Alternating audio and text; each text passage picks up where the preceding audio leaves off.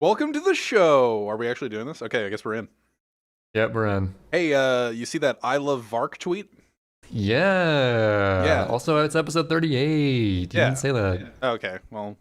Also, I'm Average Trey. You already know that. Yeah, I'm Sid. Well, I assumed Happy 4th of July and Canada Day, depending on where you are and who you are, I guess. Oh yeah, today's 4th of July. I did not see any fireworks, but let me tell you, I heard a lot of fireworks. I didn't see anything because I live in Canada.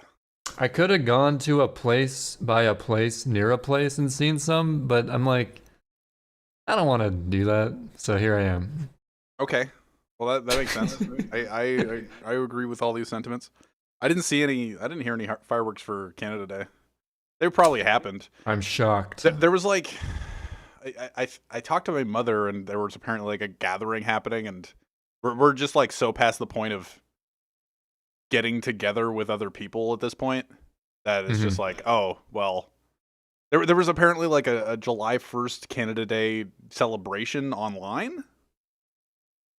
Interesting. Like some sort of Zoom call of some sort. I don't know if it was actually Oh, Zoom. of course the Zoom call. Anything that has to do with anything that's not related to video game sphere, it's a Zoom call. It's like a 1,000 person Zoom call. I don't even know. I don't even know if that's a thing. She was just like talking good. about it. Yeah.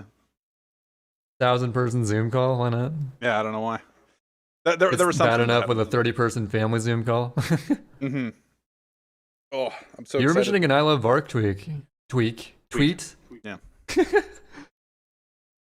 I can't talk right now. It's late, guys. Yeah, we're recording at midnight for me because I slept. See, I'm fresh as a daisy right now. Sid slept. I'm woke. Yeah, and then I had to take a picture. I had to take a picture of my hair because my hair looks really nice.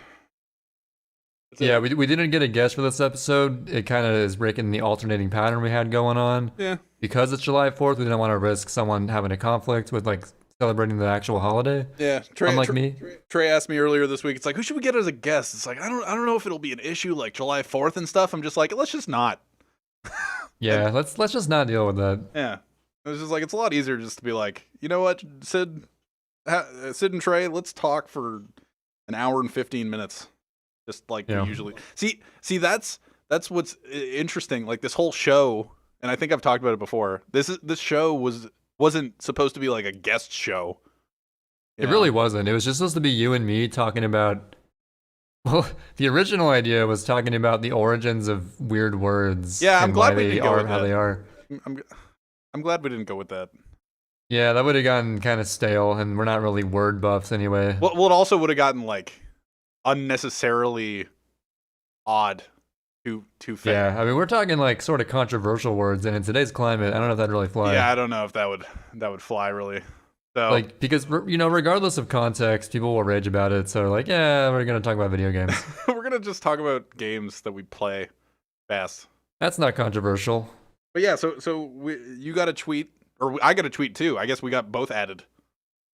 And yeah, I saw your responses. I love Vark, who's Breath of the Wild player. I know him from the All Shrines also streams. LM player and SSX 2012 player. I don't know.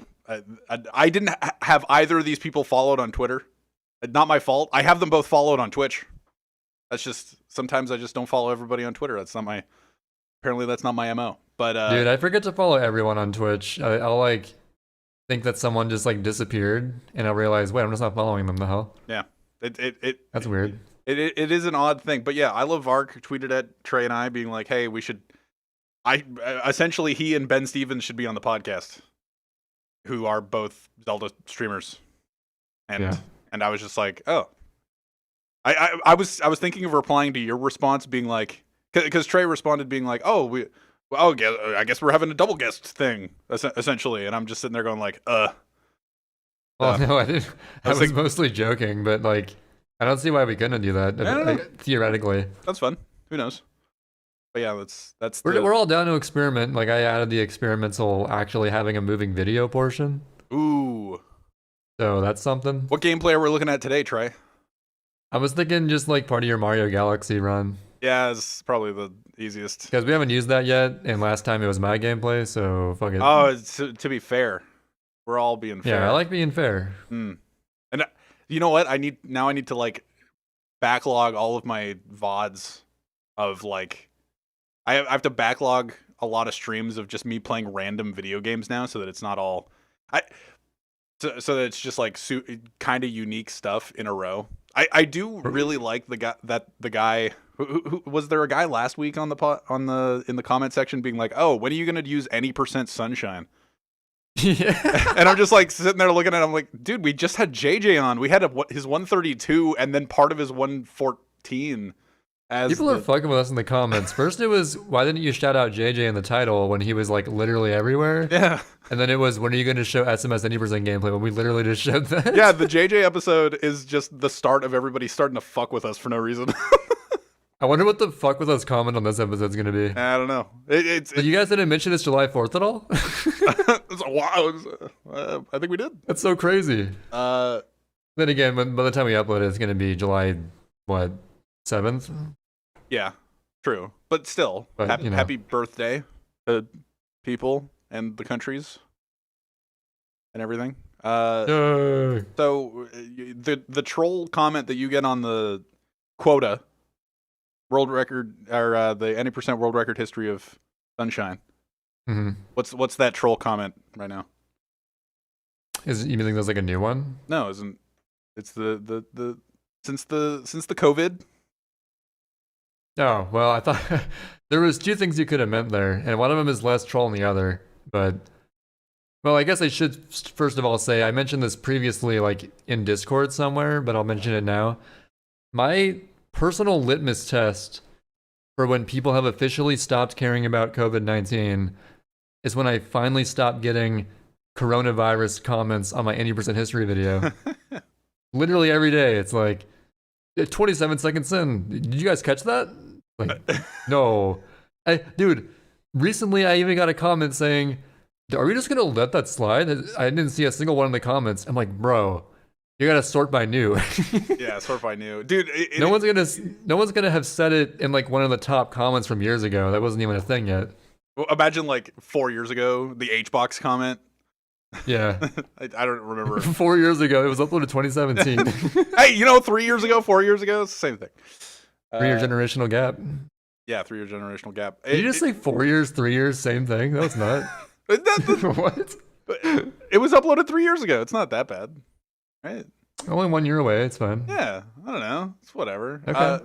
I have looked at since you've been starting to mention the Corona thing. Not the Corona thing, but the comments on your video being Corona related. I have looked at the world record history.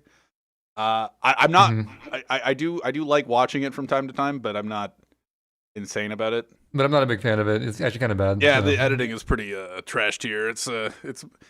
But dude, I agree. I don't like the editing in the first video now, just because I've improved so much since then, I think. But I have looked at the comments, and you do post like in Discords that I'm in with you, or like DMs just being like, ugh, God, so many of these comments. And you do it every now and then, and I'm just like, it can't be that bad. And I went and sorted by new. I'm like, oh my God, this is actually insane how many people just comment the same thing over and over again over the past few months. I think that literally no one sorts by new who actually comments. Oh, I sort by new all the time. Yeah, I do too. People who actually post comments regularly, all they bother to see is like the top rated ones that are actually good comments. Yeah. And then they think, wait, surely I'm the first one to notice this, even though it's literally been a thing for like months.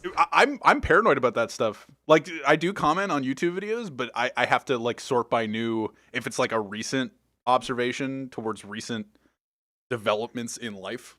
So I sort by new and be like, okay, am I copying anybody? Okay, I am copying somebody. All right, I'm just gonna. I feel like you overly worry about that. You know me, I overly worry about everything.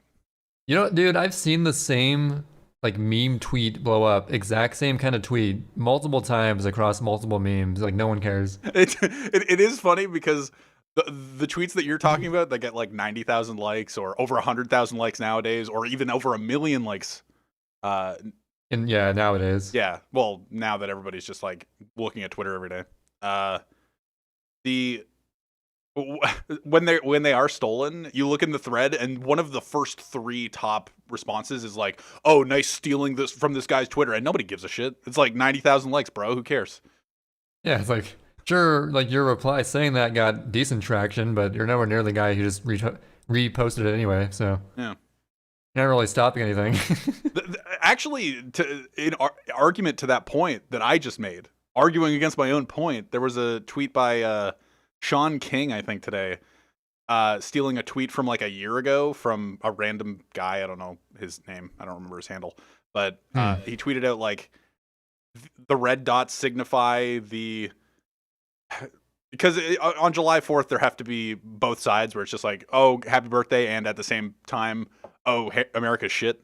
Like there has to be equal points or equal equal amounts of people on both sides, which is, I guess, fine. And the what was the tweet a year ago? It was the red dots. It's a picture of everybody that signed the Declaration of Independence, right?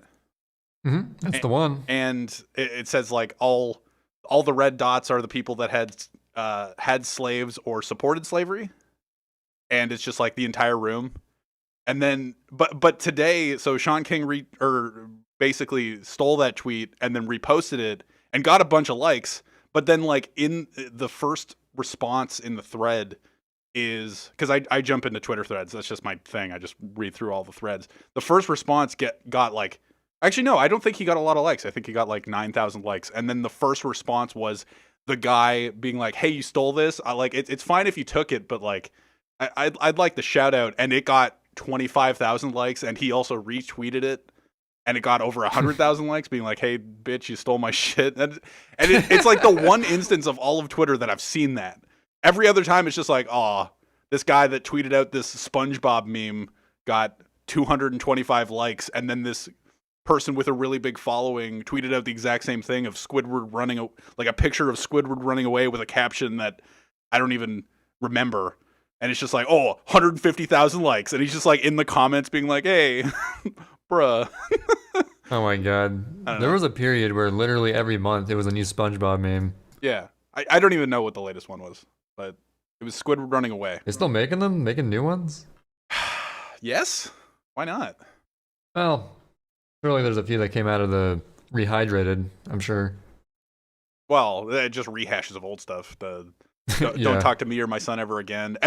Was SpongeBob the first one to be like, oh, you can only retweet it on today? Like, I don't know, but I've seen that with so many different things. But there's actually a few different SpongeBob ones, like the SpongeBob episode where they go to the future and everything's just like everything's just chrome, and it's like the calendar on the wall, and it's just like, oh, you can only retweet it today. I think SpongeBob might be the first one of that kind. I don't know, dude. Like, that's one of the ones I can think of at the top of my head, but yeah, I feel like there's so many shows that have date-specific stuff as well. Mm-hmm. Well, yeah, but I think like for the ones that have just actually like a broad, because the SpongeBob memes that came out that were SpongeBob related actually were like the caveman SpongeBob. That can't be from any other show. You know, like that's the cave, or like the intercapped sarcasm SpongeBob, where he's bending over forward or whatever. Like all those are SpongeBob only, but the date, I feel like it's from SpongeBob, but it could be from anything else. There was another thing I wanted to bring up, but I can't remember. SpongeBob memes. We're just gonna talk about Twitter the whole time. I don't know. Twitter's been aloft. Yeah, Twitter, I mean, we're going to sort of touch on all the controversy happening in the Smash community. Yeah. A lot of stuff going down, a lot of people rightfully getting sort of deplatformed. Yeah. It's crazy. See, the reason we introed it kind of like, or the way we did was because like Trey and I, our interactions that I've talked about in the past are, like, you know what? I'm going to talk to you like you're actually sitting with me. Hey, Trey. Instead of just talking to the audience. Hey. But we actually are like in the same room though right now. Yeah, we're sitting right beside each other. We're playing Melee as we speak. Yep. He just misfired. Nonchalant. He just misfired me, and I'm pissed. That sounds about right. But yeah, like you and I talk about like during the day, we don't like have constant conversation or anything like that. I just link you Twitter stuff, and you link me Twitter stuff, and we just It's a mutual linkage of Twitter stuff. Yeah, we just like we look through threads. I link him an Axe tweet, and we either agree with it or disagree with it, or like not just Axe tweets, but like every tweet, whatever, and just have like a small caption underneath. And I have a thoughts channel in one of our Discords, and I've made the comment that Trey and I's like our DMs are more of my thoughts than my thoughts channel in Discord. Oh, speaking of thoughts channel, I actually laughed at the recent thought you posted. Yeah. For a split second, I thought Elon Musk made Minecraft. Dude, I looked at a picture because everybody's posting the Elon Musk picture with the I don't know enough. With Kanye? No, who? It's the child. I don't know, the Jeffrey Epstein related person, the female. I don't know her name. Everybody's posting that picture, and I looked at one of the pictures, and I was just like, oh yeah, he made Minecraft. He made Minecraft. Like and I didn't like just wake up or anything. I just looked at it. It was just like, yeah, he made Minecraft. I'm like, no, it's not the right person. I don't know why that's so funny to me. But like, I don't know. Something crossed, and I'm like, yep, Elon Musk made Minecraft. Like, yeah, he made pretty much everything. So yeah, he made Minecraft. And then it just like crossed my brain. I'm like, no.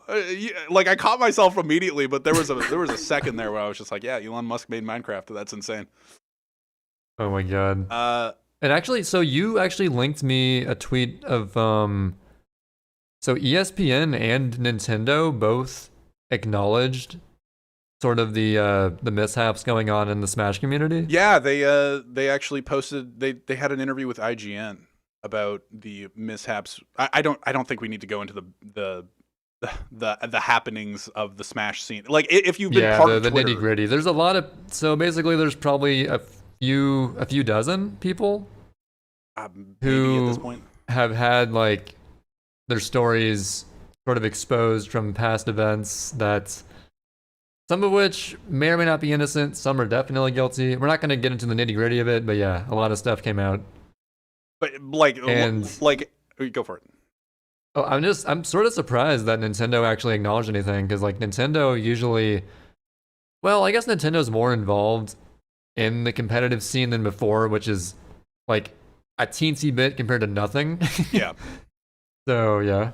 Well, so they had an interview with IGN, and they had as much of a quote as you can have in these during these things, like during these trying times. Yeah, during these trying times, and they said, quote, "At Nintendo, we are deeply disturbed by the allegations raised against certain members of the competitive gaming community. They are absolutely impermissible. We want to make clear that we condemn all acts of violence, harassment, and exploitation against anyone, and that we stand with the victims." And it's just like, yep, that's the comment. Sounds about right. Because the only reason we're acknowledging it, or like not past the fact that they just commented, like a few days ago, I messaged you saying, it's really weird. Not a lot of people came out like this, but there were a few people being like, "Where's Nintendo's comment?" And I'm one of the people saying I don't expect Nintendo to acknowledge this at all. No. Well, I guess because it like ended up trending on Twitter. And Nintendo's always checking Twitter. Well, it was hard. It definitely known Twitter users, and that's why I mentioned like our DMs are mostly me linking tweets to you for like for a solid patch of time. There was a gap of us like linking any Twitter stuff, because it was just not that I was totally abandoned. Like I was on Twitter like anybody else, but I wasn't. I wasn't linking anything because there wasn't really anything to comment on, and it was just kind of like, yeah, this is just all happening. So, especially where Trey and I are or where you and I are in the Twitter sphere, we're just two speedrunners that are fans of Melee and have our periphery. Yeah, we're just watching it unfold, and there's actually a Reddit thread sort of archiving every allegation and every person who's come out with a story. And there was actually way more than I saw just on my timeline alone. It's kind of nuts. Yeah, like you miss stuff, and it's not that that's a good thing. I missed a lot, and it's crazy. It's just like every time you open, time. Go for it. Or what were you saying? I was just gonna say every time you open Twitter, there's just another one-line comment, and then read, and then a twit longer, and you're just like, Jesus. Dude, if I had a quarter for every time I saw read : on Twitter. RED : Hey, you should read, by the way. Yeah, not SSB read. For some reason, the other day when Trey said read, I just now, instead of reading, like the physical act of reading, I just think of SSB read. Of course. Yeah, I don't know. Just like read : it's like, oh, what did read do? Like, So yeah, I was just gonna say, even though it's a very serious time on Twitter, and we have to sort of, weed out all the bad people among the good of us, I guess. There are like some sort of common tropes that Sid and I like to sort of make fun of and be like, why are people doing that? I was actually talking to Calf about this, where it's just like, we need to find our mirth somewhere. Our mirth? Yeah. Yeah. You don't know what the word mirth is? I don't think I do. MIRTH. I actually searched the spelling because I used it. But it's just like amusement. Oh, okay. Yeah. That's gonna be Sid's crazy word of the day. Yeah, Dapper Penguino. Shoutouts. Dapper, if you're out there, we got you. Yeah. I'm learning too. But yeah, there's a few like common tropes that we see among many people, either making allegations or just commenting on stuff in general. There's the thing that Sid and I like to sort of make fun of, and it's the non-sentence of adding "be better" to something. See, now it sounds like we're kind of assholes, but we have to find our like little things to make fun of in everything. We got to find our mirth. Yeah, we have to find our mirth, and of course it's a good thing to be better. But like when you think about it, when you see "be better," what are you really saying? Like, were we gonna be worse if you didn't say "be better"? now I just feel like we're assholes. I think it's warranted. Yeah, well, yeah, because after any like length of a tweet, like however profound it is or whatever, we just like not disrespecting the messages or anything like that. Everybody should, in essence, be better. But it's just like you couldn't think of a last sentence. But I'm not saying that the message it's like is the bad. Perfect finisher. It's like, I mean, you can't argue with "be better." Of course, you want to be better. Yeah. So like people, there are genuinely good tweets that I think are definitely worth existing. But when they end it with just "you can do fucking better," I just am like, really? You ended it with that? Come on. When they put the fucking in though, I'm like, yeah, I feel that. Like, dude, I really do have to be fucking better though. But but we're assholes, so whatever. Yeah, we're just assholes. We link each other tweets and just like poke fun at them, no matter who it is. Like, I'm not gonna go into who we make fun of. But I don't want to say names for some reason. Yeah, it just feels weird. Yeah, we don't usually cover drama on here, but with what's going on, how can we not? Yeah, I was actually thinking about our what was his name? Ace. Ace, the guy that spliced the cluster truck. It was Chaotic. No, Connor Ace. Connor Ace. Not Chaotic Ace. That's someone else. Not Chaotic Ace. He's the Windmaker guy. He's cool. Yeah. Because I thought back to that, and we when we had that episode and recorded that episode, we were like, oh, we're not gonna skirt around drama or anything like that. We'll face it head on. And then last week, we just kind of skirted whatever, like all the Twitter drama under the rug. Like it was the start of all this, but we just kind of went, yeah, I don't know if we want to really talk about it. And sometimes you just gotta man up and not skirt around it. Yeah, too much. We're still kind of skirting it. We're not mentioning any names. Okay, there is one name I will mention. It was kind of messed up what happened to Mewtwo King. Did you hear about that? I know that he was accused falsely. Yes. And all that made him divulge things that he wasn't necessarily comfortable divulging. Yeah, he had to pretty much like expose his biggest insecurity that he never wanted to really tell anyone because he was getting wrongly accused, which is just super messed up. I mean, he's a legend of the game. Someone was just like, I didn't read into it too much, but from what I can tell, someone just wants to deplatform people cause popular and they don't have like an actual reason. Yep. And it's just it's pretty messed up. Like it's the unfortunate bad side that comes from this kind of stuff that goes on when the majority of this stuff actually is good. So yeah, it's one of those things. And like to Trey's defense, where he's just like, I haven't read up on everything.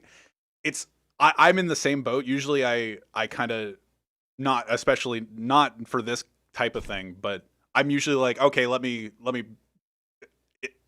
invest some effort into this to like read up on what, like catch up on what's the haps, like the details and everything. But for reasons that a lot of people out there could probably appreciate, I read a few Twitlongers, but past that I read a few. I skimmed a few of them. Yeah, but past that I was just kind of like, yeah, I get it.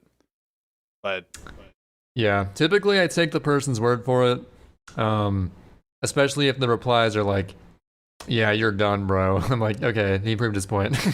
It's tough. It's definitely a tough moment to be like super read, like well read on the subject. But you know, just sort of like to deflect some of the maybe we're assholes for making fun of the be better statement. But you know what we can all agree is funny? When someone has the argument against someone they don't agree with, saying you're irrelevant, you only have like 8 followers. When they themselves have like 30 followers, it's like, oh shit. Dude, I love Twitter threads. I dig the deepest into Twitter threads and just like everybody going back and forth, cutthroat, just random comments. You've been on Twitter for 12 years, you only have 8 followers. Your point's irrelevant. Just like, meanwhile, I have like 37, so fuck what was you. The comment? It was like, oh wow, and you really understand how to become relevant. And it's just like because of your 8 followers. And I'm like, I'm not gonna be I'm not going to participate in this conversation being like, hey, bitch, you only got 22 followers. But I'm like, it was so weird. Like, it's so weird when you bring out the number of followers that somebody has. It's just so juvenile. Even if the person accusing the guy of like being irrelevant had thousands of followers, it's still just a non-argument. Yeah.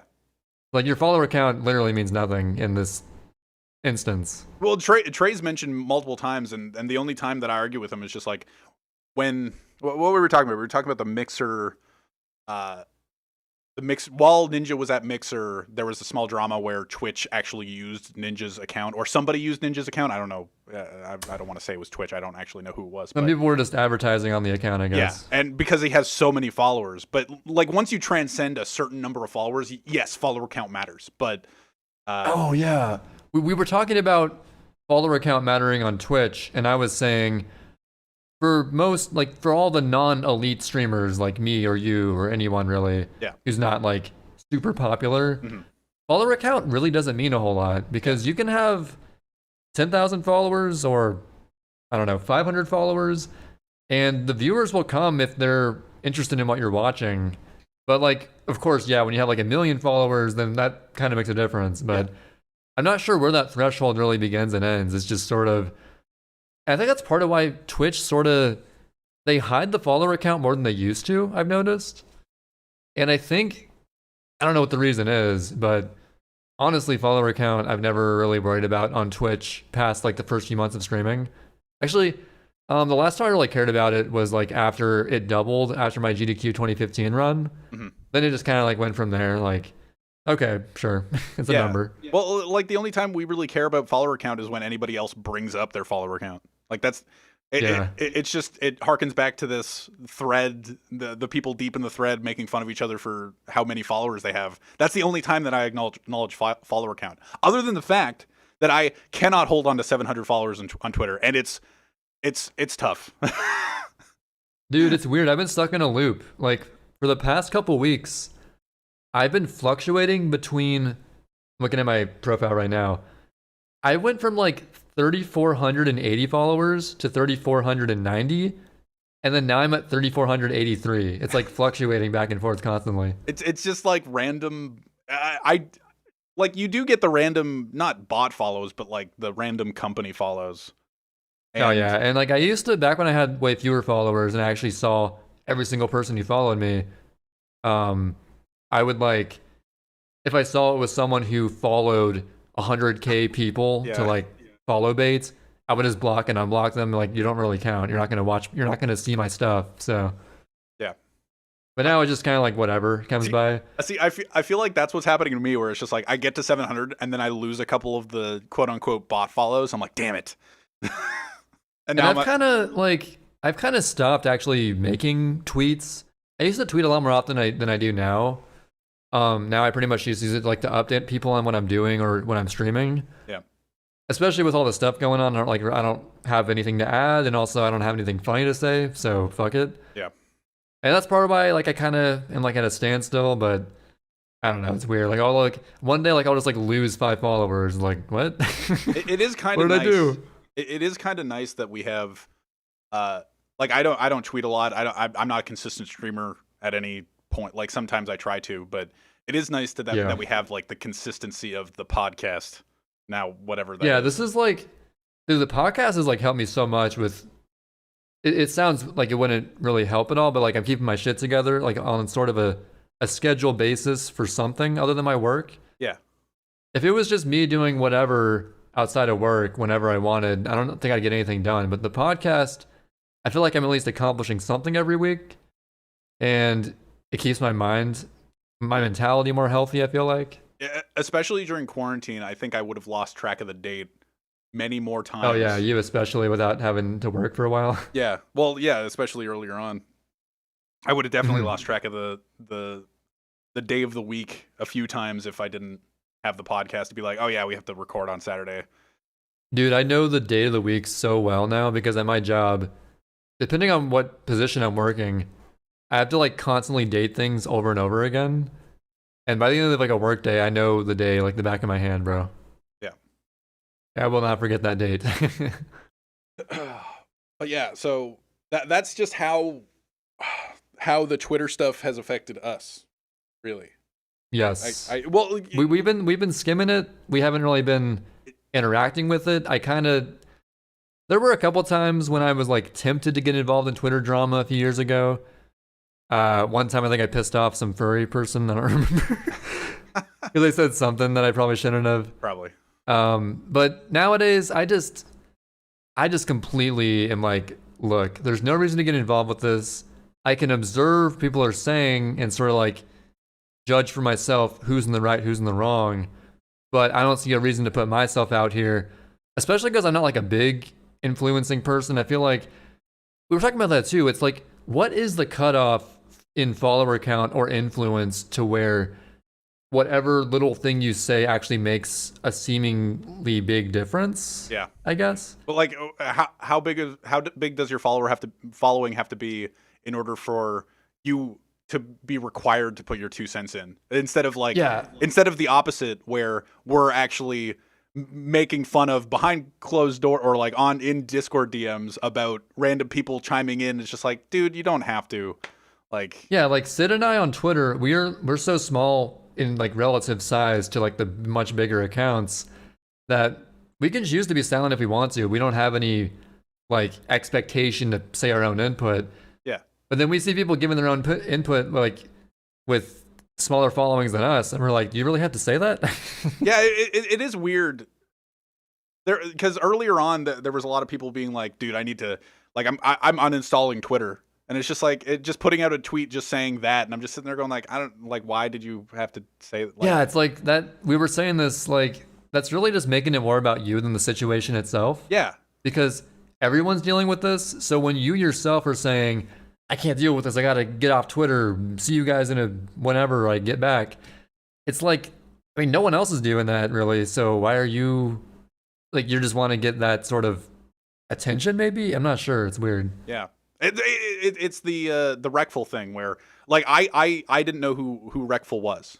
Neither did I, but yeah, that was also a tragic event. And I know it hit Calf really hard, and I know there's like a lot of people in our immediate friend group that were hit really hard by it. Yeah, Ice Windowsill as well. And we've been seeing all their reactions, and it's like Trey and I didn't look at each other, or I didn't look at myself and go like, well, I don't know who Wreckful is. I'm gonna tweet out about the fact I don't know who Wreckful is. And it's just like, why? Like, why would I? You're totally not subtweeting anyone right now, by the way. No, for sure. But I did see multiple of them. But yes, I'm thinking about one specific person that did do that. No part of myself went, I need to tweet about the fact that I didn't know who this person was, and I looked them up, and I think they're a good person.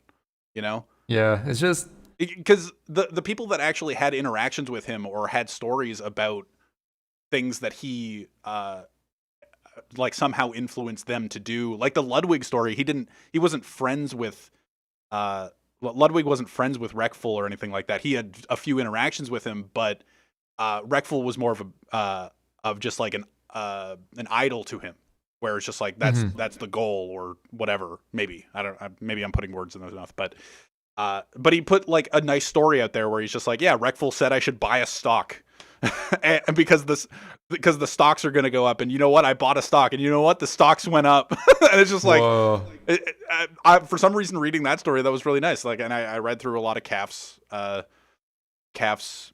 references to him, and a lot of other people that and I was just like, oh, this is genuinely sad, but I never knew. It definitely didn't hit me as hard as other people, but I'm not saying that that's a bad thing. It's just like, I don't know, I didn't know who he was. It's just a thing. Yeah, I mean, there's nothing wrong with putting yourself out there and just saying whatever you want, but I just feel like, me personally, if I said anything, like not knowing the person beforehand, it would just be drowning out the actual meaningful people who that person had an impact on. Yeah. Like Trey and I prefaced this, like our references to the people that put out the Be Better tweets, they aren't bad people. Trey and I are assholes. We're just like, you gotta understand this. We're closet assholes. Yeah, we don't try to project the fact that we're assholes over Twitter or on the podcast or anything like. Well, I guess we're saying that we're assholes right now, but yeah, we don't say it on the podcast. We just did. But. Yeah, but other than that, we sit there and we link tweets to each other and just like, lol. Like, we just make fun of the fact that Axe always says Melee is so sick. Yeah. It's like Melee is sick. Stuff like that, little goofy things like that. Yeah. And we just like do that, and we don't think the people that post Be Better are bad or anything like that. No, especially if they pair it with like an actual meaningful tweet. Yeah, and and sometimes it's really nice. It's just like you know what? Twitter was fucking, and I don't think I'm speaking for Trey as well when I say this. Twitter was sparse with like entertaining stuff over the past week. Yeah, it was. Honestly, going into it, you were just expecting, what drama am I going to read today? Yeah. And whereas, like, take Twitter 5 years ago, and it's just all memes. Yeah, you don't look for, like, sure, some people look at Twitter just like, oh, I need to find the drama. I look at Twitter and be like, I need to find a big, stupid tweet, and then look at a thread, and then find the stupid people in the thread. And then just like... Which is pretty easy to find, actually. Oh, it's so easy. But it's... I don't shockingly know, easy. That's just our, like, I didn't uninstall Twitter. I just tried to look at it less. And yeah, it was a tough week, and everybody, I understand everybody going through whatever they're going through in regards to it. Like, oh my God, every time I saw a Void tweet, I just got immediately sad. Just like, what is it? CLG Void, in reference to anything Ultimate. It's just like, oh my, like, I can't even imagine what he's going through right now. Yeah, I didn't really see much with him, but I'm sure there's... Well, no, he didn't do anything wrong. He just, like, in reference to everything, right? I know he wasn't accused. I'm just like, I don't know what... Well, yeah, I guess because he had, like, close ties to some of the people who were accused. Yeah. And pretty messed up. And Samsora and all the... Because I, in my periphery, pay attention to Ultimate. But yeah, it's just... Yeah, and I really don't. I follow some of the players, but... I'm sure you follow it a little more than I do. Yeah. And actually, so Rat brought up a point. We were like sort of like discussing this sort of thing happening in speedrunning as well. And I feel like the reason there's way fewer, at least as far as we know, with this stuff could come out still, but a lot more stuff has gone down like in Smash players than speedrunners at GDQ. Partially, I think actually mostly because of the rule they have in place with minors, where if you're 16 or younger going to a GDQ, you're required to bring a parental guardian. Yep. which is honestly like a brilliant thing they've always had going on. As long as the parents there's really no chance anything's going to go down, and it's a really, really good precaution they have in place. Yep. Like I've seen a few people talking about what they can do with the Smash scene, and I don't disagree with the people that randomly mention just like it's good that tournaments aren't happening right now so that we can actually work on this. And and there's also with Smash tournaments like GDQ is just twice a year, and I know there's a few more speedrun events than just GDQ, but that's really like the main. The head honcho, the hub. But with Smash tournaments, there's so many big tournaments happening all the time, and minors also attend and enter those all the time, just wherever in the country or in the world. And there's just so much potential for unfortunate mishaps to happen. It's yes. I'm glad that we acknowledge this. Like we didn't go into like super depth about it, but we just kind of acknowledged our like how we're affected, I guess, by. We didn't tweet about it. We didn't tweet to be better, but we acknowledged it on the podcast, and that's what counts. It is weird that we're just like the be better stuff. We just focus on that's just like a somewhat negative thing, but it's just like I don't know. It's not negative. We just think it's funny. It's just like this one through line that everybody just puts. Somebody, what was it? Somebody said it was the equivalent of thoughts and prayers. Yeah, it's just a buzz phrase to make it sound like, yeah, guys, fucking get your shit together, y'all. You know what? I don't know. I would appreciate a get your shit together, y'all, instead. Get your shit together, y'all. See, that would actually leave an impact on me. I'd be like, damn, I really do have to. Yeah. Shit, he's right. I don't know. It's a lot of shit happened. Yep. And people, so what? Go for it. Are you still have one more thing to say? No. What's up? Gaming. Oh yeah. What have you been up to in gaming? Oh, I've been drawing. Oh yeah, drawing. I haven't been really doing much gaming. I played some Sandbird to like transition from all the Twitter drama to Super Mario Sunshine. I think we talked about Twitter enough for one podcast. Yeah. It was fun to talk about though. I enjoyed it. Yeah. Yeah. So I played Sunshine and I played Mario Kart Double Dash. Past that, I haven't really done much. Melee. We've been playing a bunch of Melee. Oh yeah, like Sid and I played Melee almost every day since Izzy made Slippy. Yeah, it's been a fun time. I almost last episode you're like, was it like Slippy made by Flippy? Flippy made by Sizzy? Is that what it was? Flippy made Sizzy? I don't think you said Sizzy. Yeah, I wanted to name it last week's episode. What was the other suggestion? The Hipster and Sid was the other suggestion. The Hipster and Sid. Episode. That could have been a good name as well. Dude, I thought of what our episode. What I think this week's episode. I'm calling what our episode title is this week. Speaking of Double Dash, all right, you said you played Double Dash. I did play Rainbow Road. Yes. To see if you can get expert on that or whatever. Yeah. Yes. Speaking of Mario Kart. Well, actually, the Double Dash community's been doing something that just started up yesterday called the Fantasy League, kind of inspired by the Sunshine Fantasy League that happened last year, where there's 5 captains. You got like Emo, Ideas, some guy named like Math, like 5 sort of high level to top level runners. They recruited 4 or 5 people, teams of 6 essentially, with the captain included. And there's all kinds of rules. It's like 2 different tracks you can play a week to get PRs on. Then like your highest point total from one of those tracks for that couple of weeks is how many points you get for your team that couple of weeks. Yep. AKA a season. And there's like 4 seasons, I think. And that just started, and I'm actually in it. And originally, I only entered to be a person to be picked for a team because they needed more people. And I wasn't even going to play at all because I kind of retired from that game about a year ago. But actually, it got me motivated, and I started actually playing, like I thought I would actually do. I was saying that you were going to be the Sid, like I was to Guy 2308s, but you actually, by joining this tournament and then actually participating, you pulled a Sid.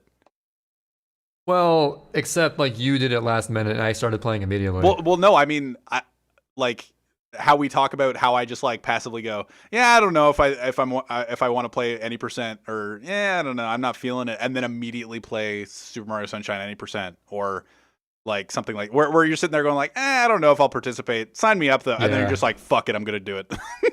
I feel like your behavior is like it's catching on to me. I don't know. It's. But yeah, I pulled the Sid. I'm actually playing when I thought I wouldn't. I actually streamed some D-Rust attempts of Peach Beach and Yoshi Circuit for about 6 hours today. It was pretty fun. I improved my flap on both of those tracks, which flap means fast lap. There's 3 lap and there's flap. 3 lap is the whole track time. Flap is just for a single lap. Yep. I improved my flap on both those tracks, but my Peach Beach one was worth more points. So I got like 13 points for Team Perp. We're the purple team, so we're Team Perp for now. Led by Ideas. And we also got an all-star cast. We got Popo, we got Frenchie, Xander, Drunkle Titus, and me. And I think that's it. I'm just thinking of the people that are listening to this being like, I don't know who any of these fucking people are. If you don't know those people, then I don't know what to tell you. Yeah. You need to follow Mario Kart Double Dash on Twitch, and then they stream it. But yeah, so that's going on. It's I'm actually enjoying playing it again. I immediately realized that the game is just as hard as I remember it being. Dude, it seems so hard. It's a hella hard game. Like, I grinded for multiple hours Peach Beach, and I could not improve my 3-lap time. I got really close a handful, maybe 10 or so times, but I kept choking it. But yeah, considering I got quite a few points already on Peach Beach, I have the next couple weeks to see if I can actually improve either of those times a little bit more. And then like there's future seasons. Every season's a couple of weeks. We're calling them seasons instead of fortnights because, let's be honest, saying fortnight as 2 weeks is dead now. Yeah, they killed the definition of, or they killed the span of 13 days. Is fortnight 13 days, right? I think it's 2 weeks, right? I thought it was 13 days. It's the same thing. Isn't it 14 days? Is it 2 weeks? I thought it was specifically 13 days, but I don't know. Maybe not. That sounds like a baker's fortnight. A baker's days. A baker's fortnight. A baker's set of days. But yeah, I think it's 2 weeks. Anyway, yeah. So there's 4 of those. And maybe it'll inspire me to keep occasionally grinding every now and then beyond this sort of fantasy draft happening. Who knows? See, we talked about pulling a Sid as like a positive thing just now. This is a positive pulling a Sid moment. It was a positive pulling a Sid moment where it's just like, oh, I don't want to play. Oh, I'm going to play it immediately just to be like. But also the reverse can happen. Yeah. Where you say you're going to play, and then guess what? What did you refer to as like pulling a Sid before that? Like the negative aspect of pulling a Sid?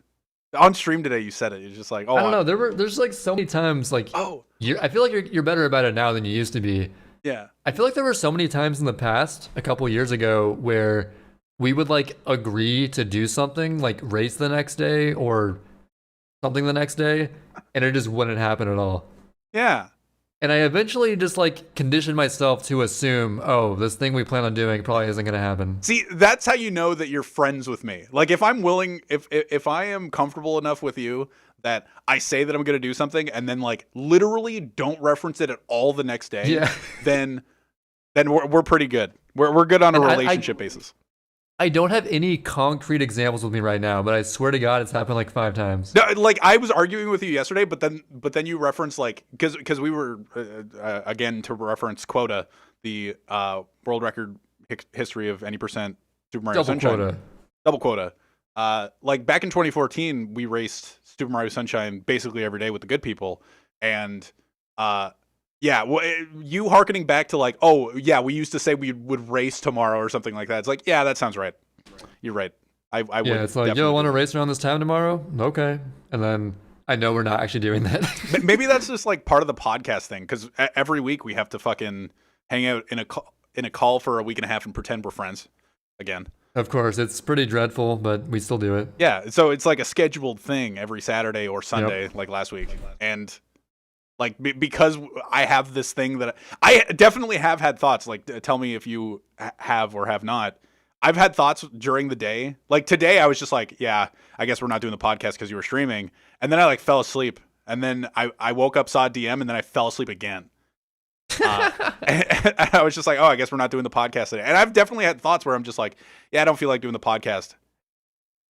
Have you felt that, like, on days we were... there's a couple days, especially like if I just got back from the gym, I'll be a little bit too tired to like talk properly for a while. Yeah. And I was gonna go to the gym today, but I didn't realize I'd stream so long. So I'm probably gonna go tomorrow instead. And I can't do an episode after I go to the gym. I learned a few months ago, back when the gyms were open before coronavirus started, they're actually open again, at least for now where I am, because where I am, there's not even 40 total cases in the county yet. It's a pretty unpopulated area. That being said, I'm still taking the necessary precautions and wearing a mask and all that. Yeah. But yeah, and at the gym itself, you have to wipe down everything like you're required to. I know that you should still, even without a deadly virus going on, but now it's like you better do it. Yeah, I was just thinking to myself, it's like, aren't you just supposed to do that? Yeah, I knew you were going to be like, wait, you don't do it normally? But you're an asshole. And to that, I would say, yes, I am an asshole. Yeah, just but like I will be better, Sid. I'll be better. There you go. Now when we say that, we're assholes. I don't know. We have this feeling we're like just making fun of the be better thing. We're going to get flack for that. It's because it's like, don't tear down the people that are actually trying to make a good message. But then I'm just like sitting there going like, what else am I supposed to make fun of? You know, am I supposed to make fun of something? You got to make light of the world. Yeah. You know, you can't be too serious about everything. Yeah. I don't know. It's just funny. Anyway. Well, so like I have had thoughts where, I during the day, because I work on Fridays and Saturdays now, and then I get home and I'm like, you know, maybe I don't feel like doing the podcast, but we like scheduled a guest, or like we just do it every Saturday or whatever. Like whenever Trey says like, oh, we'll do it tomorrow, I'm like, okay. Sometimes or do it on Sunday, I'm like, okay, because... Well, it's a bigger deal for me because I have just way less time to edit it. Yeah, it's just weird. Like sometimes I'm really down to do the podcast, and sometimes I'm just really not, and then just con myself into doing the podcast, and then it turns out fine. Because once you get started, before doing it, you always are like, how are we going to talk about stuff for an hour and a half? And then before you know it, like an hour's passed, and you're like, oh, this is easy. Well, yeah, that's the whole basis of the podcast, right? We just kind of... Yeah. we had conversations in Discord calls, and then at some point Emo was just like, you guys should just do like a podcast. Was it only Emo? I feel like people have been saying this for a while. Well, Emo's the only one that we've mentioned. I don't know who else said it. I think Kenny thought he should be a stand-up comedian. Yeah. Well, he says that every time I say anything remotely funny. It's like, and you said... Now it's become a meme to where if he says it now, you just assume, oh, he doesn't really want me to say that. He's just memeing. He says... what is it? If I say anything remotely funny within our tight friend group that has a shit ton of inside jokes, if I say anything that's remotely funny within that area, I should be on stage with people I don't or that I don't have any relationship with, and I should say the exact same inside jokes. Dude, just do stand-up comedy with inside jokes. It'll be a hoot. Yeah, that'd be fucking amazing. But what was I was gonna say? But once we start doing the podcast, it's like you said, it just becomes super easy. Like I didn't know when we were sitting down today, like it's midnight. I'm sitting here being like, I don't know what the fuck we're going to talk about. Like I don't even have on our notes the drama that happened on Twitter because I didn't know if we wanted to talk about it. I put it on there just to like mention it, but like not really anything specific. Yeah, I don't know. We just talked about it generally. It was nice. Yeah. So another thing on Twitter. So it's like a news kind of thing. It's also drama based, but it's not the same kind of drama.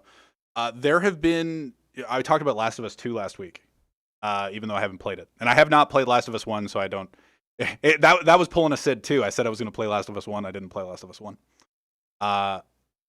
So within the past week, or since Last of Us 2 came out, and there's a lot of people mad about it, like I again, to reiterate a little bit of what my Last of Us 2 impressions were, I was one of the group that were frustrated with Last of Us 2 because I really liked Last of Us 1 and I knew the general story beats of Last of Us 2, and like I was with that group, and then again the hipster in me, I wanted to go against the fact that it was becoming a popular opinion, so I became like the middle of the road guy, being like, it's not that bad. Everybody needs to calm down. But maybe it's not the hipster in me. Maybe it's just like the good person in me, where it's just like, yeah. Question mark. Pardon me? Question mark. Question mark. Yeah. And you said it wasn't terrible. I'm just gonna question mark you. But since the game has come out, Laura Bailey, who's a voice actor on Last of Us 2, who played Abby, and I know her from like she's a random voice actor. She's on Critical Role, and I used to watch a lot of Critical Role back in like 2016, and I'm trying to get back into it because they've actually restarted recording it, which is like twitch.tv/Critical Role, where we're doing an advertisement on our weekly podcast for a stream. Free advertisement. Come on. For a stream that literally got 90,000 viewers on Twitch. Yeah, they can use whatever help they can get, man. On Thursday. But yeah, it's just like Dungeons and Dragons stuff, and I started listening to that stuff when I listened to Harmontown back in the day, in like 2013, 2012. So it's really interesting to listen to people play Dungeons and Dragons. But anyway, she's on that show with a bunch of voice actors, and after Last of Us 2, she's been getting death threats on Twitter for her role as Abby in Last of Us 2. And like, no spoilers, people don't. There are large contingents that don't enjoy her character, and because of the character that she plays in a video game, she's getting death threats. And just along the same lines as the sexual assault allegations and everything that's been happening in Smash, this isn't a good thing. Don't do this. People just don't know how to draw the line between real life person and video game character. It's actually insane. I just can't believe it. Like, I can't even fathom the kind of person you had to be to do that. It makes me think of just like every person that's played a role in a movie that, like, because it's a video game, for some reason people think it's different, but I don't even know how they would think it's different. It's just exactly. Like in a movie, if it's a bad movie and like an actor does something you don't like or whatever, similarly to how it is in the video game, no one really sends death threats to that actor of any sort. Like, people have literally played Hitler in movies. Yeah. And oh yeah. Yeah, and nobody sent them death threats, I assume. Maybe well, people are pretty crazy. We don't really know. People are nuts. But like, there are people like well-known and very famous and well-loved actors that play despicable roles, and then I assume don't get very many death threats for it. But like, just because it's a video game and is a character that a lot of people don't, or some people don't like, I've actually come to like Abby the longer that the story stews in me. But it's I never, like, whenever I disliked her, I didn't go like, I need to DM Laura Bailey on Twitter. Well, yeah, because you're a level-headed person. It's actually who realizes that a video game character is not the real person voicing her. But yeah, I just kind of want to. I wanted to acknowledge that was happening, and that's insane. Gamers are nuts. Yeah, and that's the main takeaway from that. Everybody should watch Critical Role. It's a fun thing. I've been trying to. I need to rewatch the VOD from Thursday because I jumped in halfway through, because it starts. It's like West Coast time, and it starts at, I don't even know, 10 p.m. my time, 9 p.m. my time. And it's just, I need to, just like Mango Axe Wednesday, I need to set an alarm in my phone. Like, I've been a big proponent of just like, I don't know if you know this. I'm a big proponent of just setting alarms for random tasks. You don't. I do that. Like, I'll be doing washing my clothes, and I gotta remember to take them out and stuff. Did you ever have the thought process that, like, setting an alarm for a task that you theoretically should remember is a weakness? Did you ever have that thought process? Well, I think it's a lot more common nowadays with all the distractions we have. Like, back in the day, before all this fancy technology to distract yourself with. Yeah.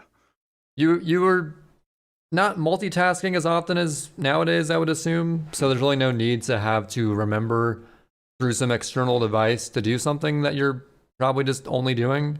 Mm-hmm. But nowadays, like you'll get caught up in just watching a YouTube video or talking to someone on the internet, when back in the day that wasn't even possible. So setting alarms is it's pretty crucial in today's environment. Yeah, it's not just to wake up anymore. I set alarms for literally everything. If somebody says, remind me about this, like, I will set an alarm for 40 minutes from then because, I don't know, like, maybe I will remember it, and sometimes I do remember it and just turn off the alarm, but if I don't, then it's just one thing that I don't have to focus on every 3 minutes until 45 minutes goes by. And then I think it's been proven time and time again that, like, human memory is getting worse and worse every generation. Okay. Back in the day before before written language, okay, it's like to bring out our word origin side of this podcast that we all know we have. Before we even wrote stuff down, you had to remember everything, right? Yeah. And then even just the act of writing being invented decreased humans' need to remember stuff. So memory has been getting worse ever since, just because we don't need it really to remember stuff that much anymore.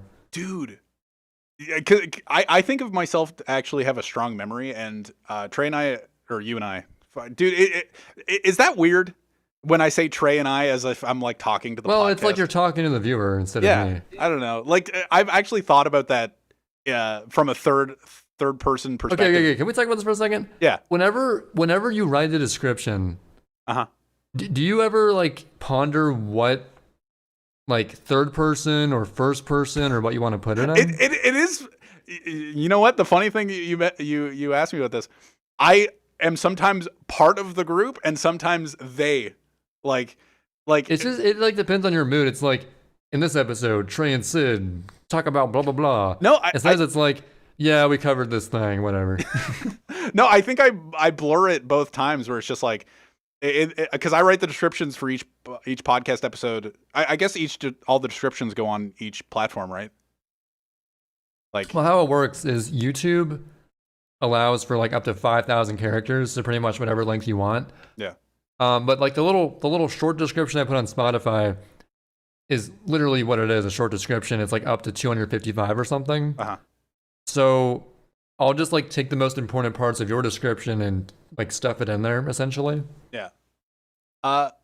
Well, the perspective that I use, because I say Trey and Sid as in just like, that's our names, you know, we just kind of, and sometimes I say we, and I'm just like, yeah, we don't have any consistency here. I don't know, like, what else do you say? Like, we talked, like, to write a description about a podcast or a description of a podcast is really difficult to find how many different words you can use to say talking about, you know? Yeah. Like, it's like chatting. We talk about this, we talk about that, we cover that. Yeah. And it's just like, those are the same words you use every time.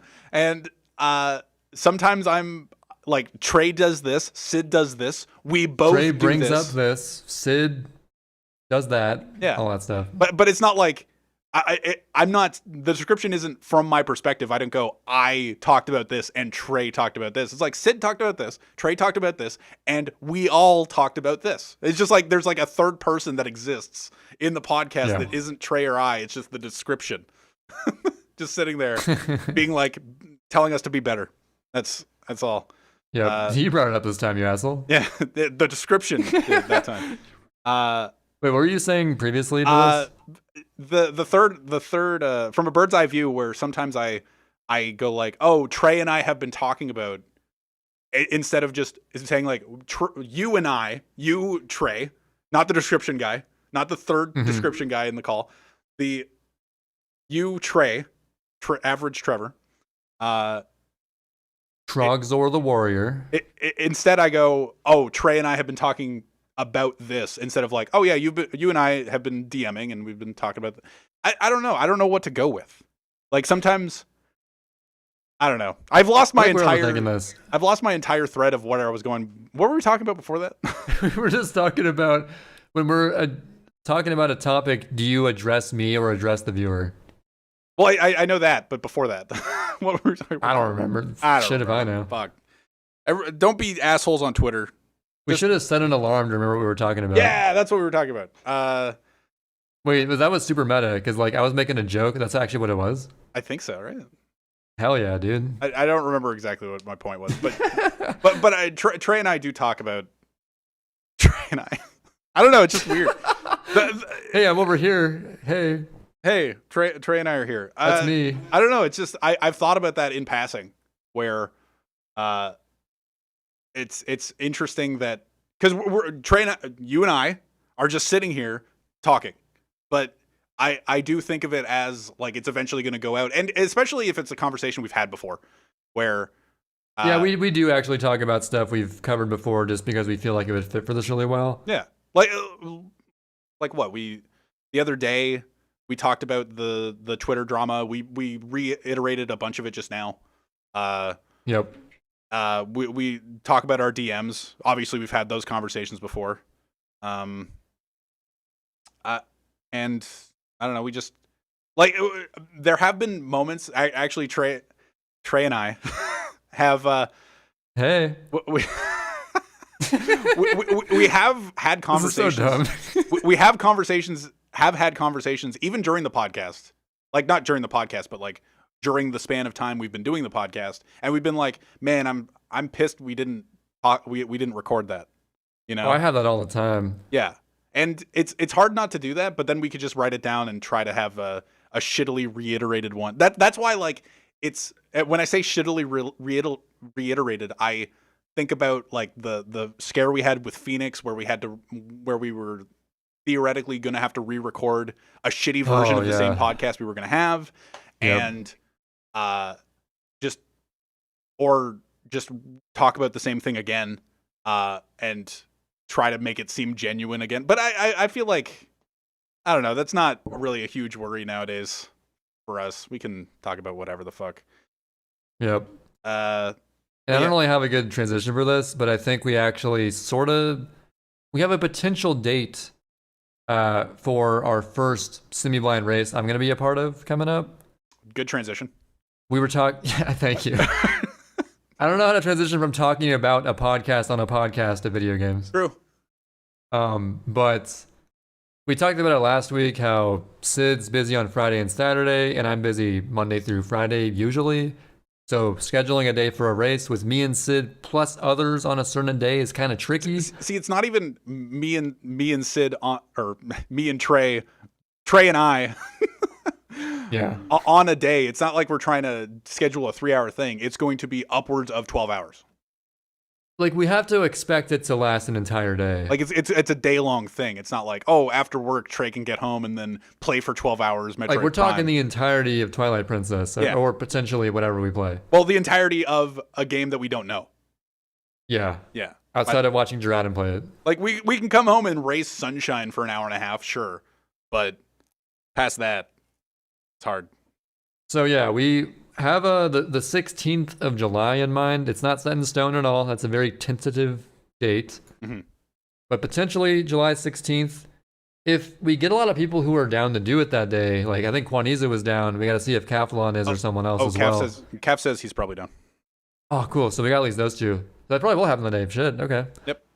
But yeah, actually, so occasionally in my job, it's usually Monday to Friday, but sometimes I work weekend shifts.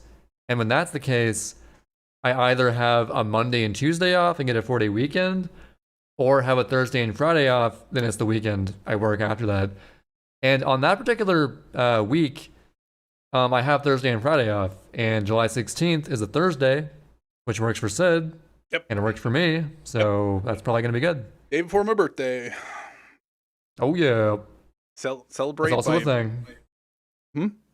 Celebrate your birthday playing your favorite Zelda game. Yeah, by playing my second least favorite Zelda game, I think. I think you'll learn to appreciate it more after this playthrough. Dude, every time, what's funny is that I appreciate Super Mario Galaxy more now after playing it, but it's like, I don't know, it's a weird balance where I don't love everything about it, and I like different things about the game than I thought I would, but I do appreciate it more. So that's probably going to happen with Twilight Princess. I'm actually worried that I'm not going to like TP as much as I thought I did after playing it. Well, because I think I will admit, I think that TP, my opinion of it, is the most heavily influenced by nostalgia of any game in the Zelda series. Mm-hmm. I just have a lot of memories around that time, around that age, just specifically because of my age, probably just of playing the game and having a grand old time with it. Mm-hmm. But yeah, I know playing it now, it's probably gonna seem really easy and just whatever. But it should be a fun race either way. It could be really close because you actually mentioned that you played through it a lot more than I thought you would have. Dude, I played through it could be something along the lines of people don't have the as good of memories as they used to, kind of a thing. Yeah. With you, or what you were saying, so I feel like if you like a game more, you'll remember it more. I didn't like it, so yeah. I'm honestly worried that I'm not going to remember as much as I thought I would, as much as I think I will. That's going to be part of the fun, though. It's just it's not that easy, or it's not that hard to get lost. Or No. it's easy to not get lost in Twilight Princess because it's pretty easy. See, when I said no just now, I was agreeing with what you meant to say. Yeah. So yeah, it was hard to phrase that for some reason. Yeah. I think it's a lot easier to know where to go in TP versus Ocarina of Time. Yes. Well, yeah, for sure. On a blind playthrough. Aren't there markers in Twilight Princess somehow? No, am I wrong? Somehow they direct you to where to go pretty well, I think. Yeah. Well, yeah, Ocarina of Time doesn't do that at all. It's just kind of like there's also stuff like finding all the 15 bugs in the 3 areas. Mm-hmm. And if I recall correctly, getting the 15 bugs in the lake area is actually somewhat annoying. Maybe it's not. I can't remember. All I remember. Okay, so I tell you, I collected all 120 shines in Sunshine without a supposedly. Guide. Supposedly, I did the same with Metroid Prime 2 and a lot of things. I fucking cheated. All right, and I'm gonna admit it right now, for all the pose in Twilight Princess. Oh yeah. Because what the hell? I feel like I got most of those, but I definitely didn't get all of them. Dude, with a printed, I remember printing off pages of Poe stuff because I cared about finishing the game entirely, and I don't think I felt really that bad about cheating when I did it, but I printed off all of the pages of Poe locations, and I still couldn't 100% the game. Like, what? Because how many Poes are there? There's 100, right? And I thought it was 80, or what is 80 for like something? Then there's 100 total, or what is it? I don't know. I really can't. Isn't it like you get something for every 20 you get? I don't remember. I actually don't. I genuinely can't remember. Oh my god. I remember I ended up 100%ing it at some point, but I remember having to go through the list multiple times in order to figure out which one I actually didn't get. It's probably because it's like day and night specific, right? Yeah. I don't know. It's tough because especially in games like that I think I ended up 100%ing my like third playthrough or something like that. You want to avoid getting knowing that you're going to end up cheating.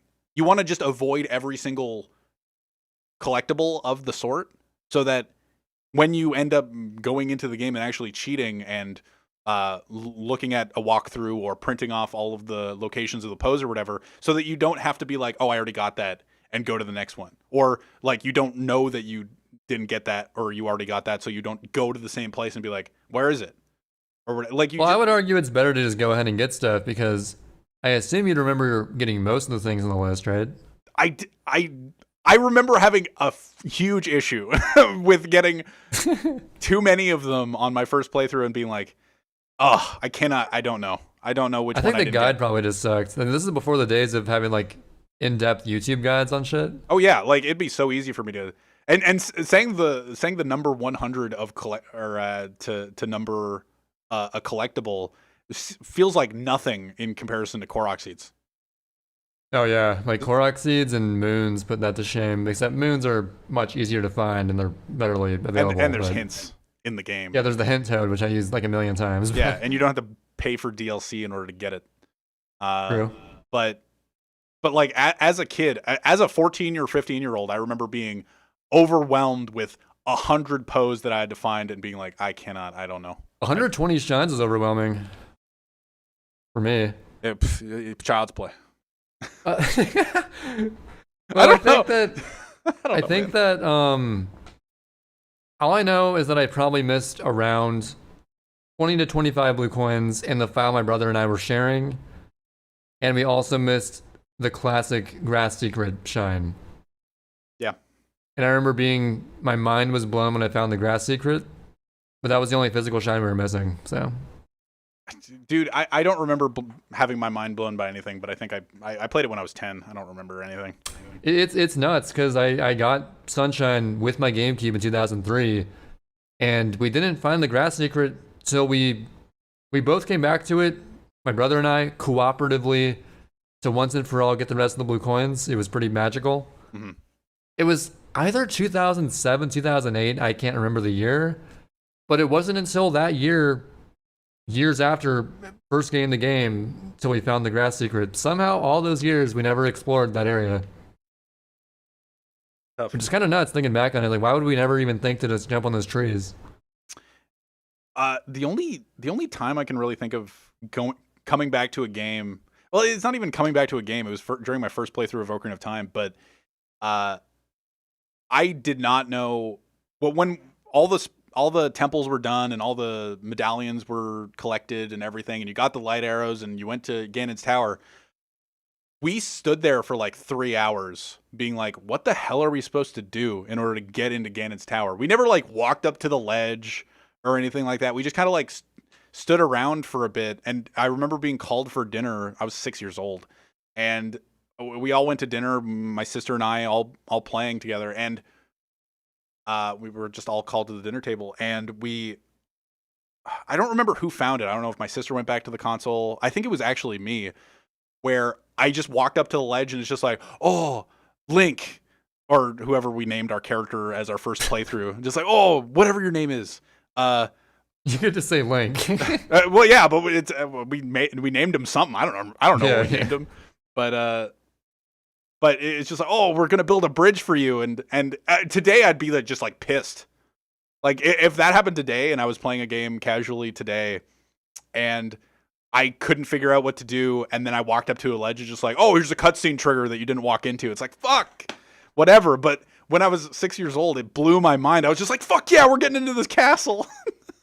You guys just like stood there, didn't walk up to the ledge at all? Well, why would we walk up to the ledge? There's no bridge.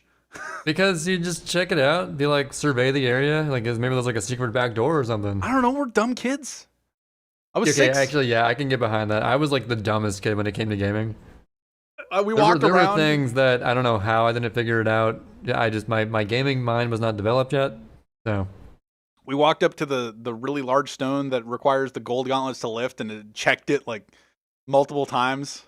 Like I don't know. Oh, like, so you walked over there, but not up to the castle itself. I see. Yeah, we didn't walk up to the edge of the pathway. I was just picturing you standing at the loading zone, like, what do we do? We're just like right in front of the cutscene trigger, dude. In my mind, I feel like the pathway that led to the really big stone that requires the gold gauntlets to move, I feel like that makes more of a sense. It made more sense for my 6-year-old brain that was going to be the entrance somehow. Right, because you just assume, well, there's no way to get to the castle, so it's got to be this way. Yeah, and it's just the text box that pops up is just like, oh, this thing looks really heavy. I don't actually know what it says, but like, oh, it looks really heavy. It's like, okay, well, I'm 6. How do I move this? Like, I don't know what to do. But yeah, I don't know. It's another thing in OOT. I don't know why I'm talking about this now, but when Sheik talks about the Shadow Temple, and she says that the song for what's the Shadow Temple song? I don't remember what it's called. Oh fuck, what is it called? Ben Stevenson's gonna be pissed. Dude, you literally played this game like 2 times fully through. The Nocturne of Shadow. Nocturne of Shadow, yeah. I kept thinking of Bolero of Fire for some reason. The Bolero. The Bolero, dude. When Sheik tells you about the Nocturne of Shadow, or teaches you the Nocturne of Shower, She or he, whatever gender Sheik is. They talk to you about the entrance in the back of the graveyard to the Shadow Temple, and I thought that was referencing an additional entrance to the Shadow Temple, or like to the area behind the graveyard, instead of just referencing this teleports you to the entrance in the back of the graveyard. It was like, oh, there's another way in addition to this song, there's another way to get to the entrance of the Shadow Temple through the graveyard. And I remember as a kid, like after we'd beaten the game for sure, maybe I was 9 or 10 or something, I don't know, searching for quote unquote an additional entrance to the Shadow Temple through the graveyard somehow. And were you thinking it was like Super Mario World, where you gotta like find the back door to Bowser's Castle or some shit? Yeah, like I don't know. She like they referenced it in a conversation. You're but like I gotta get 96 exits in Ocarina of Time, guys. Yeah, but it's just, I don't know. In my head, I just wanted to know where it was, and I didn't look it up online or anything like that. And I was just convinced that there was this other entrance. But looking back at it now, it's like obviously she didn't mean that. And it's really funny how there's no way to perceive games in your childlike mind ever again, which is kind of sad. Yeah. Where games like Ocarina of Time just seem so much bigger and so much more mysterious than they really are. Yeah.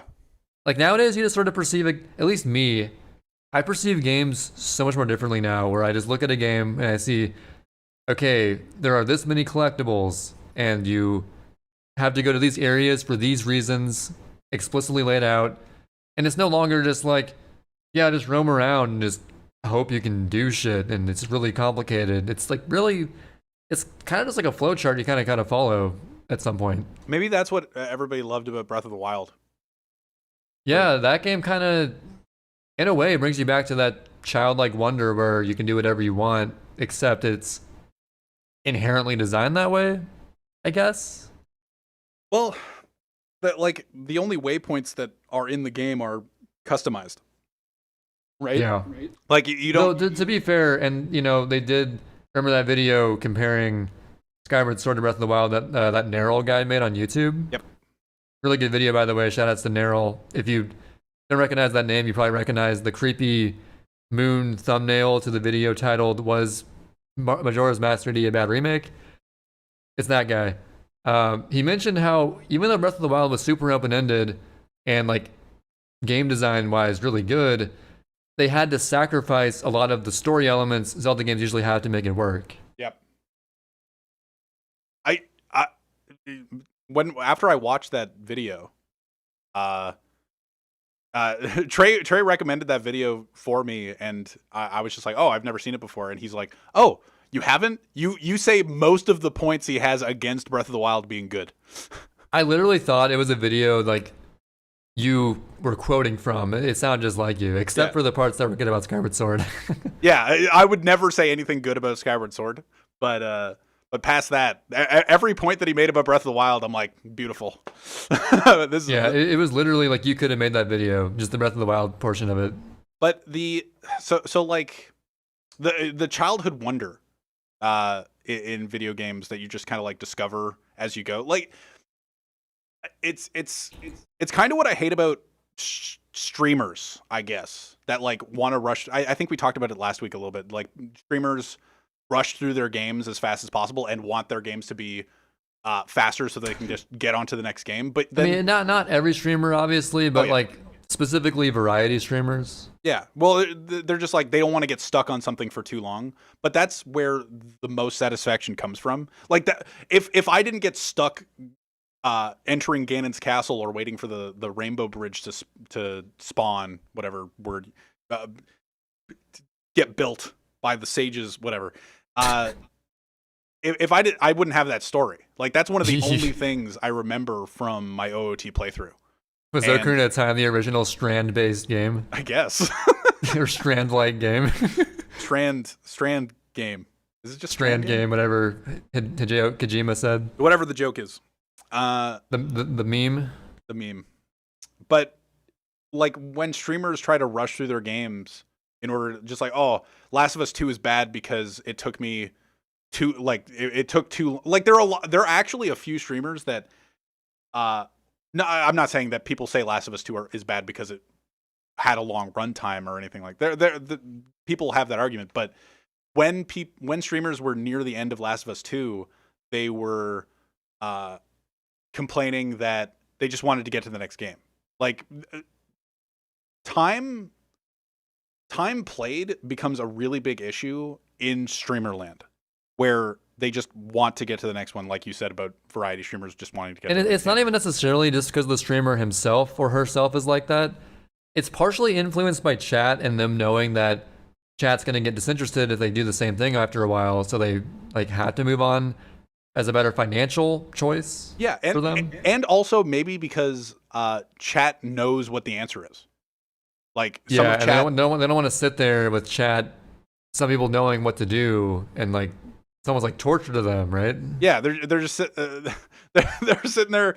There are streamers that do really well where it's just like, yeah, okay, if you know what the answer is, and you're not allowed to back seat, by the way, you can leave. Just leave. Like you don't have to. We were actually. So I was showing Sid and I. We love watching random people play The Witness for the first time. Love it. And there's a long-time old school speedrunner of Majora's Mask and F-Zero named Indextic who was playing it. And I linked Sid to it because I knew he would enjoy watching it. And he was doing exactly that. It was so funny. There was this like really kind of an asshole in chat. He was like threatening to spoil stuff.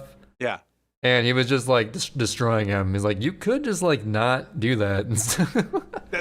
Every hour and a half in like, whenever a streamer's stuck, every hour and a half at least, there will be one guy in chat, depending on how big the streamer is, obviously, just sitting there being like, what was his quote? The random guy in chat. Okay, so what he was saying was like, dude, how am I being rude? I'm just like offering to help you. I'm not being rude. Yeah. But like the inherent just being like, oh, I understand this and you don't kind of, it's not like a rude thing. He's kind of right, but it's just like, he was being it's thick. Really bad manners to someone trying to enjoy a game blind. Yeah, he was just being thick. He was just being socially inept, where it's just like he didn't understand, he didn't read the room. And like what did he say? He's just like, oh, how long until I give you a hint? Yeah, stuff like that. It's just like, this is why I can never stream these kind of games. But like that's the part because I like Trey was saying, I love watching new players play The Witness and just seeing their thought process and how fast they get puzzles right and whatever. Trey and I barely talk in the chat. Like I'll type a poggers when they get a puzzle right. Like I'll be that guy, but I won't sit there and be like, hey, you didn't. I don't know how you don't understand this puzzle yet. Like one of them was saying like, oh, you've actually had this tutorial before? And I'm sitting there going like, dude. Just like there's a very fine line of, there's not much you can say without sort of giving a hint. So you gotta be careful in those streams. Yeah. But you gotta tread lightly, but like they're just fun to watch. And then, like you said, it's fun to like celebrate when they actually figure something out. It's just like, why are you here? Why are you at a casual player's stream of a puzzle game or whatever game? Like back to what we were talking about before. Why are you at a casual player stream if you don't want the casual perspective? Like, why do you want everybody to know the answer right away? It's just dumb. Like I just love seeing people's thought process and everything. Like, sure, I am one of those people that sit there and convulse, for lack of a better word, at when people miss like secrets in a video game or something. But I'm not going to type in chat being like, "Hey, bitch, turn around! You missed a rocket launcher." Or something. You missed a Korok seed, bitch. Let's pick up that rock over there. Yeah, yo, bro, see that rock? Pick up every rock. It's important. Dude, that would be the most funny. That would be just like a fun troll account for like casual Breath of the Wild streamer. It's just like, hey, you missed 3 Korok seeds. It's been like 3 minutes since you've said anything. It's like, yeah, you've missed like 16 Korok seeds. I don't know. And it would actually be true. It's just, that's actually interesting though. Like I never thought of it that way, but being stuck in video games, it feels like the worst thing ever in the moment. Yeah. And it happens a lot when I play games like Metroid Prime 2 Echoes growing up, but the feeling you have when you figure out what the fuck you're doing is the best feeling ever in gaming. Dude, and it just makes me sad that there's a lot of Twitch streamers that won't get that moment on stream. Like unless you're not paying attention to chat at all, eventually, like I've heard, I don't know if it's Grand Pooh Bear, like I've heard a bunch of streamers reference the fact that they have been stuck in video games and then they like glance at chat for a moment and see the spoiler, and they don't even like acknowledge the spoiler. They just wait a couple minutes and then just kind of not disingenuinely, but I don't know, just kind of like playing it like, oh, I figured it out now, even though they read it 2 minutes ago. I know for a fact people do that. That's like, yeah. That makes sense. So with Twitch and Twitch chat, like I'm not saying Twitch chat is a bad thing or streaming on Twitch is a bad thing. It's just there's going to be a very limited amount of moments like that where it's just like genuinely somebody figuring something out as long as they're participating in chat. Unless it's just sad. Like a lot of people just feel this need to be a backseat gamer for no reason. Yeah. And what's funny is that like I find it really difficult to be a chatter. Like I can stream enough or whatever and I can lead a conversation, but being a member of chat, and I don't like, you don't participate in a lot of Twitch chats. I know that. Oh no. And actually that's funny. Like back in 2013, and maybe you were too, I don't know about you actually. When I first started watching Twitch, I would actually be in Twitch chat quite often. Yeah.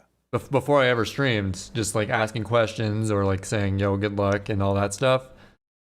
But I feel like nowadays, now that I understand, I forget if I mentioned this in the podcast before, but now that I understand like all the tropes of Twitch chatters and like sort of what everything's about, and what am I trying to say? The perspective of a streamer? Yeah, now that I get the perspective of a streamer. And honestly, as a streamer myself now, I gotta commend, it's like, when I get chatters in my chat, it's pretty awesome because it's like, you chose to spend your time, you could have done anything you wanted in your whole life right now, but in this moment, you're in my chat, posting messages. Yeah. And nowadays, I can't see myself doing that in a chat aside from like one of my close friends or like some special occasion. Yeah, so. I only talk in chats of people that I know now. Yeah, it's just I guess when you're less familiar with Twitch or not a streamer yourself, you feel like the connections you make in chat are more real than they really are. Yeah, in a way. Not saying like they're totally fake, but it's more unique to you at the time, but the more you're around Twitch, the less you feel a need to really chat in random streams, I guess, maybe. Well, and also I think part of my mentality, like if I was to talk in Indextix chat, there's part of my brain being like, yeah, I'm probably being annoying. Because yeah, it's like, yeah, the main thing with the streamer perspective, I figured it out. Okay. When you're a streamer, or when you realize what it's like being a streamer acknowledging chat, I don't want to be in chat and like saying things that like, oh, now they have to acknowledge me. It's like I feel like I'm just providing an unnecessary extra effort the streamer has to go through, which is kind of a weird way to think about it, but in a way it's like, it's making it more about you when really you're there for the stream. Yeah. But again, that's maybe just like a skewed, weird perspective I have. Not sure. The advice the advice that I thought of, like I've heard random streamer advice from a lot of people, but the piece of advice that I always give out, like the first thing that I always say is just like, oh, what do you have? I don't know if there's a shit ton of people coming to Sid being like, oh, I need some advice being a streamer. But whenever I do get asked, my first point is don't make it feel like don't make it feel like chat has to exist. You know? Exactly. Yeah. Like when I'm streaming my like grinding a level, if no one's chatting, I just sort of do my own thing and don't worry about it. Yeah. Don't make it feel like people have to talk to you. Like if you're sitting there saying, dude, absolutely. That reminded me. Sorry to interrupt your point. Go for it. That reminds me that like, I think Snarfy Bobo tweeted this at one point where he was saying it was a bad thing if you're a streamer to like not be talking at all just because no one's in your chat. Yeah. Or he was saying like, just because no one's in your chat at the moment, at least like ask a question or like do something to get some chat interaction going. But we're in the camp of there's no reason for the interaction to exist if you don't really need it, or it's not like an organic thing. Well, it's not like the interaction has to happen. Like, you can ask chat a question, but don't like have your like answer the question yourself. Like, have your own perspective on whatever you're talking about, and then if chat interacts with you, you interact with chat back and forth. Yeah, you don't just bring up a random thing purely for interaction, like, so Twitch chat, what's your favorite food? And then you just sit there for a minute, like nothing, and then There absolutely. was actually like in the partner program, there were like these tips on like how to have more chat interaction. And one of them was just like talk about food, because who doesn't love talking about food? Just be like, yeah, these are my favorite fast food places, and it's like fucking, I don't know. You know what? That's actually the truest shit ever. Everybody should just talk about food. It's true, like they know what they're talking about, but it's like, come on. I've heard that piece of advice too. I've heard it worded this way though. Don't act like you don't have any viewers. Like Right. Yeah. always act like you have somebody you're talking to. Like I'm talking to you right now, but I'm talking to the disembodied third person, where I'm like Trey and I'm talking to the podcast. You know, nobody's listening to us talk other than us two and the description guy in the corner. But at this point, I'm just sitting here being like, yeah, Trey and I, because eventually somebody might listen to this, if we're lucky. Yeah. But I don't know. There's a lot of good Twitch advice out there, and there's actually good Twitch chat advice. But I don't know. To circle it back to Witness, just don't be fucking nosy as shit. You know, don't be the most. And we may not get out to anyone who would do that normally, but if you're that one person, if you're that guy, I hope you're listening, and we might have just changed your life. So you're welcome. There was a game that recently came out that it was Cedars. I loved streaming Cedars because nobody knew what the hell was going on. Dude, yeah, I can imagine playing a game no one's familiar with. That'd be dope. Because like if you play The Witness, there's Trey and I sitting there being like, yeah, we're just sitting. Like Trey and I are talking to one another about what's happening on stream. We're not like we could be making fun of them. Who knows?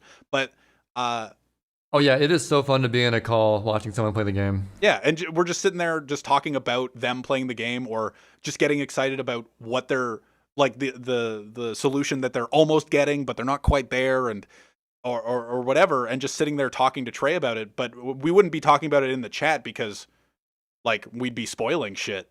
And if we were typing what we were saying, like, look at this fucking guy. Just look at this guy. can't figure out these Tetris pieces. Oh my god. Or just like talking about chat. Like I love talking about chat in it especially in the Indextic stream that we were watching the other week, where it's just like, there's this fucking asshole. Like, why is this guy here? Like, who is he doing this for? Why is he trying to pester this guy into adhering to his tips, or like trying to give him tips or whatever?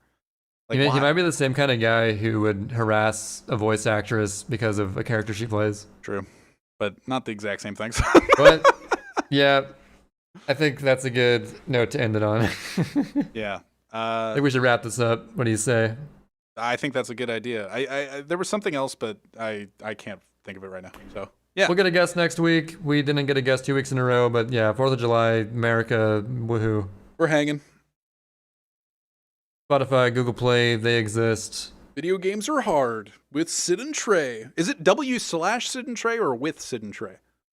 W/. W/ To save character count. Yeah. Peace, everybody. Peace, everybody. Thanks for hanging.